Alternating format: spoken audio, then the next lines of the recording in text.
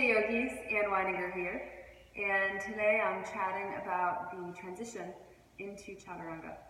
And to move into Chaturanga, to transition into Chaturanga, we want to do just that. We want to move forward into Chaturanga, just like you'd move forward into another arm balance like Bakasana. And in fact, I think of Chaturanga as an arm balance, or at the very least, the entrance or the gateway pose into practicing arm balances. So the transition is from plank, and I think that the transition can be kind of tricky. And so it's good to chat about it.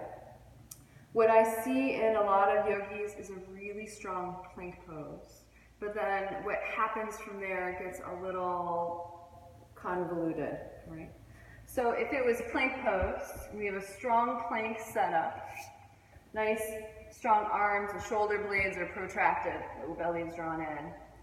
Then if the cue is bend the elbows and lower down, what tends to happen is just that. The elbows bend, the chest descends straight down to the mat, and you can see very clearly that my shoulders have collapsed forward, that my elbows are higher than my shoulders, and we have no strength to keep any alignment or integration of the shoulders on the back. So we end up being essentially here, with the shoulders right on top of the hands more or less in line with the collarbones, and you can see the shoulder is tilted forward of the elbow's even winging out to the side, so there's no integration of the shoulder blade on the back.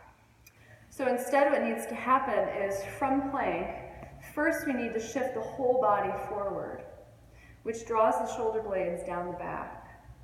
And then we work to squeeze the elbows in and externally rotate the arms to keep the shoulders in position on the back, so we're not loading the front of the shoulder joint. Okay? So if we're taking this from plank pose, strong plank, shoulder blades are protracted. You'll shift your whole body forward and then start to externally rotate the arms out. So external rotation is out. Bend the elbows straight back. So the shoulder blades are still wide. We're drawing the elbows alongside the torso, 90 degrees or even maybe less, to move into Chaturanga. So if I take the weight off of the hands, we move from plank pose, right?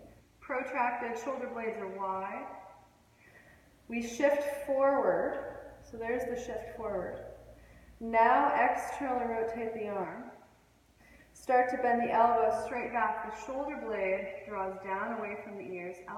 The shoulder blades are still wide, but you're squeezing the elbows in. I can feel the muscles of my back firing, and create more 90-90 with the elbow and the wrist.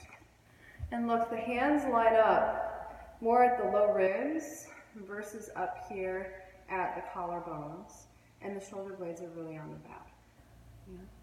So there needs to be a movement forward into Chaturanga versus just a quick descent from plank pose.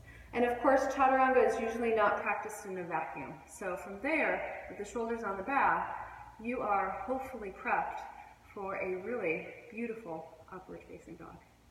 See you in class soon. Thanks.